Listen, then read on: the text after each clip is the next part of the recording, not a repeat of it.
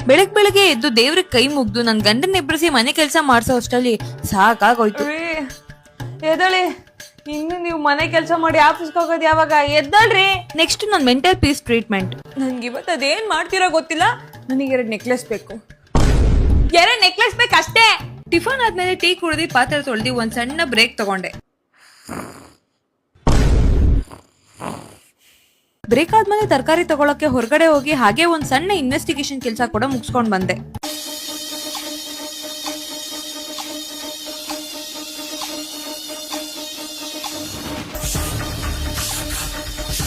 Area inspection ಆದ್ಮೇಲೆ report ನನ್ನ team ಮೆಂಬರ್ಸ್ಗೆ ತಿಳಿಸಿ ಇನ್ನು ಕೆಲವರಿಗೆ ಫೋನ್ ಮುಖಾಂತರ ರಿಪೋರ್ಟ್ ಸಬ್ಮಿಟ್ ಮಾಡಿದೆ.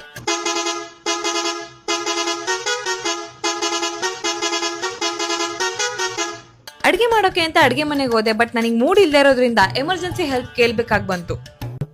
ಏನ್ ಮಾಡ್ತಿದ್ಯಾಕ?